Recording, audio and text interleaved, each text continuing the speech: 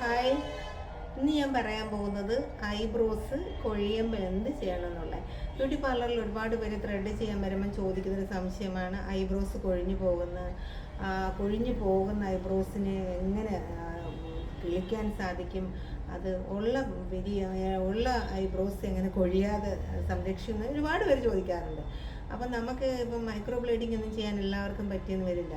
അപ്പം നമ്മൾ പറഞ്ഞു കൊടുക്കുന്നത്, നമ്മുടെ കസ്റ്റമർ വരുമ്പോൾ നമ്മൾ പറഞ്ഞു കൊടുക്കുന്ന ഒരു കാര്യം എന്ന് പറയുമ്പോൾ അവർക്ക് ചെയ്യാൻ പറ്റുന്നത് ശുദ്ധമായ ആവണക്കെണ്ണ വാങ്ങിച്ചതിന് ശേഷം നമ്മുടെ പിരിയത്തിൽ വെച്ച് തേച്ച് ചെറുതായിട്ട് ഇച്ചിരി തുള്ളി എടുത്ത് നമ്മുടെ വിരലിൽ എടുത്തിട്ട് നമുക്കിങ്ങനെ മസാജ് ചെയ്ത് കൊടുക്കാം. വിരലുകളിൽ നമ്മുടെ പിരിയത്തിൻ്റെ ഷേപ്പിൽ ഇങ്ങനെ മസാജ് ചെയ്ത് രണ്ടിടത്തും കൊടുക്കുക.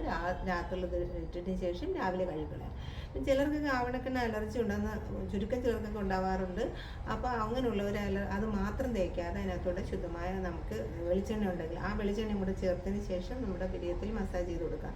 അപ്പോൾ നമുക്ക് ആവണക്കെണ്ണ കൊണ്ട് ഒരുപാട് ഗുണങ്ങൾ നമുക്കുള്ളതായിട്ട് നമുക്കറിയാം.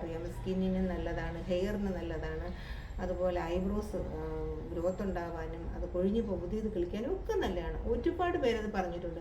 അതുപോലെ ഒരു പ്രാവശ്യം ചെയ്ത 1-2 ദിവസം ഒരാഴ്ച ചെയ്തിട്ട് അത് നിർത്തരുത്. ഇത് തുടർച്ചയായിട്ട് ഒരു 1.5 മാസമെങ്കിലും ഇത് കണ്ടിന്യൂ നമ്മുടെ പിരിയത്തിൽ നിന്ന് തേച്ച് കൊടുത്ത് നോക്ക്. തീർച്ചയായിട്ടും നിങ്ങൾക്ക് ഐബ്രോസ് വളരുന്നതായിട്ട് കാണാം.